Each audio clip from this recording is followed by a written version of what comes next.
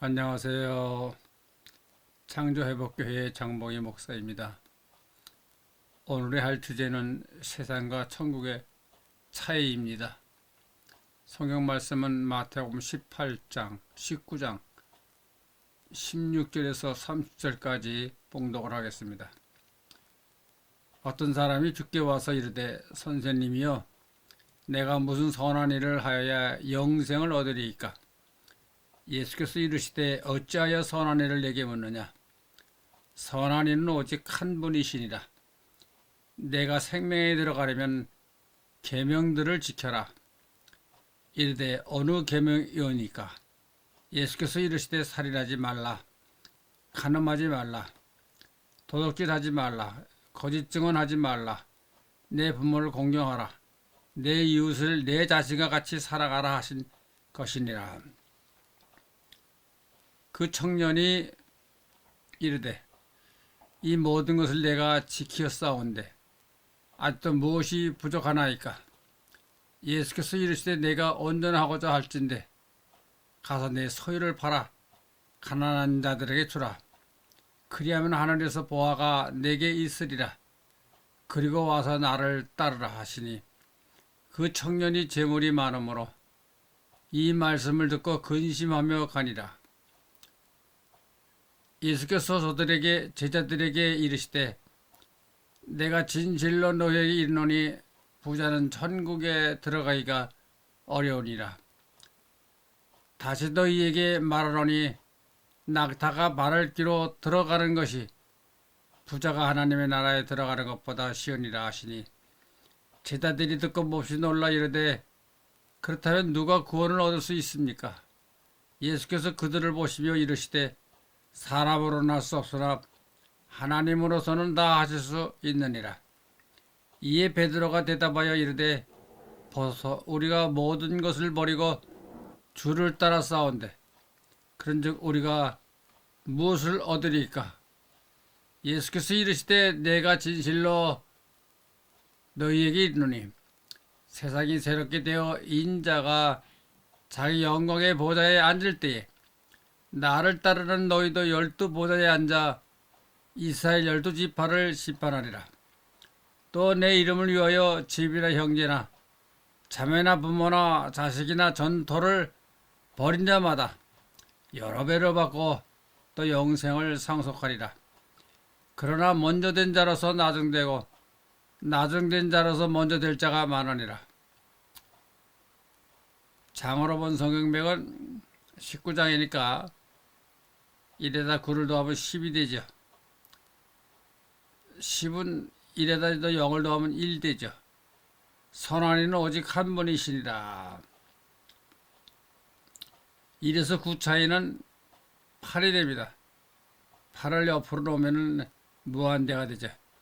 영생을 얻으리이까. 19 자체를 가지고 얘기할 수 있습니다. 1은 먼저 된 자로서 9는 나중된 자로서 먼저 될 자가 많으니라. 복음서 가운데 이해하기 곤란한 것이 몇 군데 있습니다. 예수의 말씀이 대화를 위주로 기록된 것으로 요즘처럼 그때 바로 녹음을 했다면 정확하게 기록할 수 있었겠지만 그렇지도 못했고 또한 예수께서 이 세상을 떠난 후 적어도 30년 정도 지난 다음에 기록된 책들입니다. 따라서 기억력이 좋았다 하더라도 그 기억을 그대로 잘 옮겼다고 보기 곤란하고 또 예수의 말씀을 충분히 이해했다면 그 기억이 오래 나올 수 있어서 잘 기록했을 수도 있으나 내 보기에는 예수의 제자들이 예수의 말씀을 충분히 이해했다고 보지를 않습니다. 또한 제자들이 선입견을 가지고 있었으므로 더더욱 예수의 말씀을 그대로 이해하기 곤란했을 것입니다. 이제 우리들은 그 예수의 말씀의 온영을 발견하는 일에 힘써야 하고 뿐만 아니라 자구에 대한 깊은 연구도 필요합니다.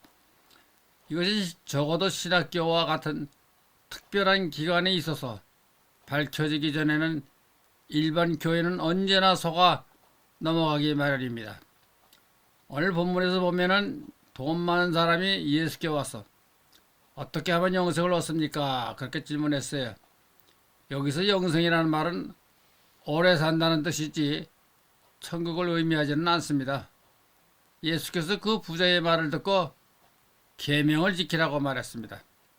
따라서 오늘날 교인들은 예수께서 계명을 지키라 했으므로 그 율법이 대단한 줄 알고 있습니다. 그것은 성경을 연구한 학자들도 마찬가지입니다. 그러나 예수께서는 이 사람이 구원 못 얻을 사람인 줄 알고 있었습니다. 또 무슨 목적으로 왔는지 그 중심을 알고 있었습니다. 그래서 계명을 지키고 살면 되지 않는가 했는데 그것은 천국과는 멀리 떨어져 있는 이야기입니다. 내가 이 세상에서 잘 살려면 너희 사회에 있는 계명을 잘 지켜라 그 말이죠. 그때 그 부자가 그 계명이 무엇입니까? 물었을 적에 예수가 대답하기를 살인하지 말라, 간음하지 말라, 도둑질하지 말라, 거짓 증언하지 말고 내 부모를 공경하며 내 이웃을 사랑하라 말했습니다. 근데 내 이웃을 사랑하라 한 말도 원래는 내 이웃의 것을 탐내지 말라, 이웃을 증오하지 말라 그렇게 되어 있는데 이것이 레위기 19장 18절에 보면은 내 이웃 사랑하기를 내 몸과 같이 하라 하고 나중에 첨부해 넣은 것입니다. 따라서 이 율법도 처음부터 모세가 말한 그대로 전해져 오고 있지 않습니다. 또한 이 구약은 옛날에는 파피루스라는 갈대로 만든 종이 위에 크게 써서 두루마리를 만들어 보관했습니다. 근데 이 파피루스는 오래가지 않았습니다. 또 상하고 썩습니다. 그래서 다시 정돈하고 기록하면서 거기에 해석하고 보충하는 말도 써놓았습니다. 그래서 오늘날 구약 성경이 된 것이죠. 그런 거로 처음 율법에 다 더 첨가된 것이 오늘날 구약 성경입니다. 근데 오늘 예수께서 말씀한 계명은 6가지인데 그중 10계명에 제일 먼저 나온 앞에 4계명은 예수께서 말씀하지 않았습니다. 그것도 이상합니다. 만약 계명을 지켜야만 한다고 하면은 제일 먼저 언급을 해야 했습니다. 그러므로 계명을 지키라는 원칙의 원론은 아니죠. 계명을 지켜야만 영생을 얻을 수 있다고 하면은 10계명 중 가장 중요한 위에 4가지를 언급했을 것입니다. 즉 여호와를 잘 기억하고 여호와의 이름을 헛되이 부르지 말고 안식일을 잘 지키고 우상을 섬기지 말고 내 앞에 다른 신을 두지 말라고 말했어야 했습니다. 그러나 율법의 중심되는 그 말은 빼버리고 뒷부분인 살인하지 말고 도둑질하지 말고 거짓말하지 말며 이웃을 방해하지 말라 했습니다. 이런 계명은 유대 나라에만 있는 것이 아니고 어느 사회에서나 있는 계율입니다. 그런가 하면 동양에서는 이보다 더 훌륭한 말들이 전해오고 있습니다. 그런 거로 이 계명들은 별로 가치 있는 말이 아닙니다. 또 영생과는 아무런 관계가 없습니다. 그 부자가 어떻게 하면 오래 잘 살 수 있습니까? 하니까 너희 사회에 있는 규율을 잘 지켜라. 그렇게 대답했습니다. 이것은 예수께서 그 사람을 구원 얻을 희망이 없는 사람으로 보았기 때문이죠. 근데 이 사람이 그 정도는 다 지켰습니다 한 것입니다. 그러니까 이것으로 자기의 완전함을 나타내 보려는 생각이 있었던 모양입니다. 그래서 이런 계명들은 내가 젊었을 때부터 잘 지켰습니다. 도둑질하는 일이 없고 남의 아내를 탐해 본 적이 없고 살인하는 일이 없고 아직까지 거짓말해 본 일이 없습니다. 이와 같이 대답한 것이고 이만하면 족하지 않은가 무엇이 더 필요합니까 했습니다. 그때 예수께서 하신 말씀이 내 있는 것을 다 팔아서 가난한 사람들에게 나누어 주고 나를 따르라 한 것입니다. 근데 이 사람이 부자인 거로 근심하며 갔습니다. 다음에 예수께서 하신 말씀이 부자가 천국에 들어가는 것은 낙타가 바늘 구멍에 들어가는 것보다 더 힘들다 했습니다. 힘들다는 것은 불가능하다는 이야기는 아닙니다. 가능하지만은 그것이 힘들다는 이야기입니다. 오늘 본문의 말은 누가복음 18장 18절에서 30절에 마가복음 10장 17절에서 31절에도 있습니다. 그런데 누가복음에 보면 이 부자의 직업이 요즘 말로 말하면 공무원이라고 했습니다.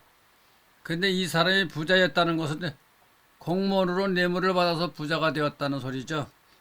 이런 부자가 되는 방법은 세 가지밖에 없습니다. 하나는 다른 사람보다 노력해서 부자 되는 경우이고, 다음에는 횡재입니다. 요즘 복권이 당첨되는 것과 같다고 볼 수가 있습니다. 다음에는 도적질입니다. 노력만 가지고는 대단히 부자 되기 힘듭니다. 오늘날 법망에 걸리지 않게 도적질에서 부자 된 사람이 많습니다. 오늘 예수께서 질문한 부자인 공무원도 그 이면이 좋지 않게 부자가 됐으므로 그 때문에 아마도 내게 있는 것을 다 팔아서 가난한 자에게 주라. 가난한 자가 쓸 수 있도록 하라. 그런 이야기입니다. 그러나 재산이 천국에 방해되는 것은 아니죠. 재산도 부도 천국에 필요할 수가 있습니다. 예수께서 이 사람에게 내게 있는 것 다 팔아서 나눠주라 한 것은 그 재산이 나쁘니까 그것을 잘 이용하면, 즉 가난한 사람에게 나눠주면 내가 가지고 있는 것보다 유용하게 사용될 수 있지 않느냐, 그런 의미로 볼 수가 있습니다. 다음에 이 세상의 부는 대단히 세상에서 유용할지 모르지만 그것을 가지고 천국에 갈 수는 없습니다. 천국에 가져갈 수 없을 뿐만 아니라 그것이 영원히 내 소유가 될 수가 없습니다. 어떤 사람이 죽을 때 돈다발을 들고 죽는 사람이 있어요. 설령 돈다발을 껴안고 죽었다 해도 그 돈이 내 소유가 되겠습니까? 세상에서는 돈만큼 귀중한 것이 없다고 하지만은 천국에서는 아무 쓸모가 없어요. 이와 같이 예수께서 하신 말씀이 부자가 천국에 들어가는 것은 낙타가 바늘 구멍에 들어가는 것보다 더 힘들다 하면 이 세상에서는 불가능한 일이죠. 따라서 제자들이 깜짝 놀라서 그러면 과연 누가 구원을 얻을 수 있겠습니까? 그때 예수의 대답은 불가능하지는 않다. 가능하다. 어떻게 해서 가능한가? 그 가능한 방법을 예수께서 제시해 주셨습니다. 예수께서 이 부자에게 내 소유를 다 팔아서 가난한 자에게 나눠주고 너는 나를 따르라 했습니다. 즉 우리가 천국에 가려고 하면은 내가 천국 가는데 방해가 되는 시작이 되는 것을 없애야 합니다. 따라서 우리가 천국 가는데 그냥은 못 갑니다. 지금 온 교회가 가르쳐 오기를 구원은 공짜인 줄 알고 있어요. 그러나 절대로 구원은 공짜로 얻지를 못합니다. 하나님의 의는 공짜를 얻을 수가 없습니다. 하나님의 진리를 공짜로 소유할 수가 없습니다. 반드시 그만한 대가를 지불해야 됩니다. 오늘 예수께서는 이 부자에게 내 재산을 처분하라 했습니다. 처분한다 하는 것은 천국을 가는 방법의 하나이죠. 또 다음에는 누구든지 자기가 가지는 범위 내에서 능력이라고 하는 것이 있습니다. 그러면 이 능력을 천국 가는데 사용해야 됩니다. 그러나 이 능력의 척도는 하늘나라에서 생각하는 것과 우리 사람이 생각하는 것과는 다르죠. 누가복음 21장에 보면은 어떤 과부가 성전에 헌금을 할 적에 그가 가지고 있는 동전 한 푼을 바쳤는데 그것이 그녀의 전부였습니다. 거기에 대해 예수께서 말씀하시기를 이 여인은 많은 것을 드렸다 했습니다. 다시 말하면 하늘나라에서는 어떤 사안에 대한 척도가 다릅니다. 그런 거로 우리가 가지고 있는 것이 무엇이든지 간에 이것을 영생을 위해서, 구원을 위해서 바치는 것이 우리의 일입니다. 그렇지 않고 가만히 있다고 하면은 결국 천국을 소유할 수 없을 것입니다. 그런 거로 예수께서 우리에게 말씀하시기를 누구든지 자기의 십자가를 지지 않고 나를 따를 수가 없다고 한 것은 무엇인가? 공짜로 구원을 얻을 수 없다는 말입니다. 이것을 분명히 알아야 합니다. 오늘날 전 세계가 우리의 구원을 예수의 십자가의 공로로 거저 얻는 것이다. 이렇게 알고 있는 것이 큰 잘못이죠. 예수가 십자가에 달려 죽은 것으로 우리에게 구원의 길은 열렸지만은 이 구원의 길을 걸어가기 위한 특권을 갖는 것은 내게 달렸습니다. 이제 여기서 한 가지 알아야 될 문제가 있으죠. 베드로 이 사람은 자기를 몹시 자랑하는 사람이죠. 예수의 제자들 가운데 예수의 말씀을 해독할 만한 제자가 내 보기에는 한두 사람 정도 있었는지 모르겠지만은 그러나 예수의 말씀을 완전히 이해할 수 있는 제자는 없었던 것 같습니다. 여기서 베드로가 우리가 있는 것 다 버리고 당신을 따르는데 그런 우리의 소득이 무엇입니까? 물었습니다. 그때 예수께서 하신 말씀이 내가 보좌에 있을 때 너희 12사도가 이스라엘 12지파를 다스리라. 이와 같이 기록되어 있는데 이 말은 마가복음이나 누가복음에는 없습니다. 또 이 말의 원문을 보면은 이 기록의 문맥이 맞지가 않습니다. 또한 예수께서 이 자리에서 이 말을 했을 리가 없습니다. 단지 예수께서 이와 비슷한 말을 한 것을 가지고 마태가 여기에 첨부한 것 같습니다. 12제자가 이스라엘 나라의 12지파를 다스린다고 하는 것은 제자들이 희망적인 생각일 수도 있습니다.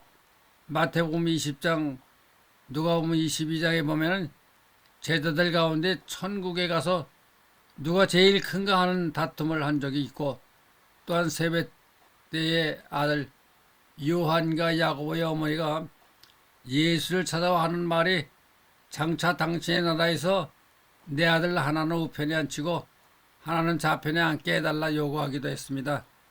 그러므로 12제자들이 예수의 진리에 따라다니는 것이 아니고 예수는 메시아로 장차 이스라엘을 다스릴 것이다.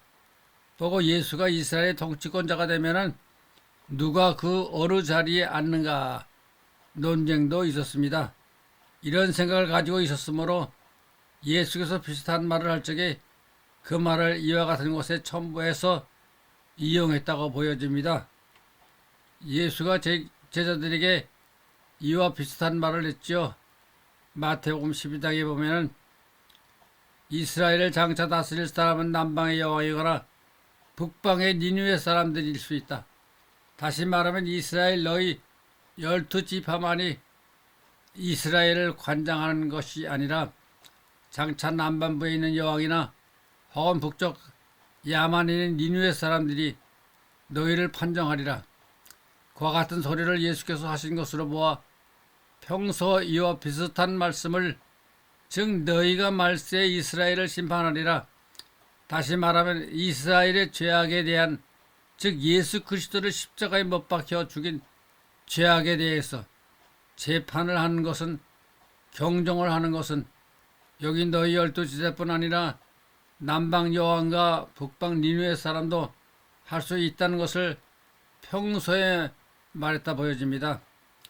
그것은 오늘 마태는 다른 곳에서 써놓지 않고 여기에 써놓은 것입니다. 이와 같이 제자들이 예수의 말씀을 가끔은 자기 편의대로 이렇게 기록하고 있는 것을 발견할 수 있습니다. 예수를 따르기만 한다고 해서 구원을 얻는 것이 아니죠. 예수를 따르는 것이 구원은 일부는 될지언정 완전한 구원을 얻는 것이 아닙니다. 예수를 따른다고 해서 예수와 동질의 사람이 되기 전에는 구원을 못 얻습니다. 다시 말하면 예수를 따른다는 것은 예수와 동질의 인간이 되기 위한 하나의 연습이죠. 오늘 여기 12제자들도 예수와 동질의 사람이 된다고 하는 것은 멀고도 먼 세계의 일이죠. 제자들은 예수가 왕이 되면은 누가 자유정이 되고 우의정이 되는가 그런 마음을 가지고 예수를 따랐습니다.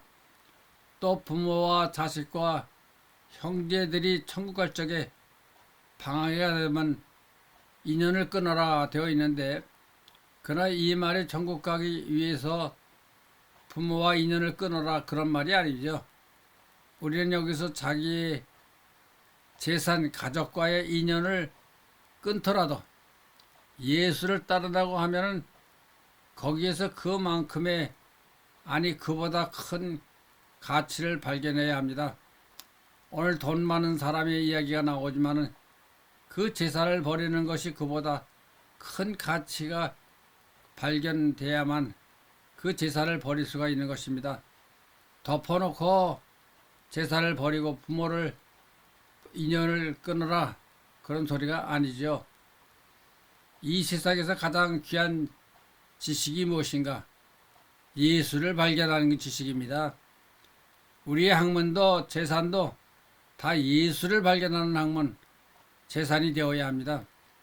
예수를 발견하는 것이 나의 유일한 길이요, 재산이요, 생명인 것을 알아야 합니다. 진리인 예수를 파악하는데 내 중심을 두어야 합니다. 아멘. 감사합니다.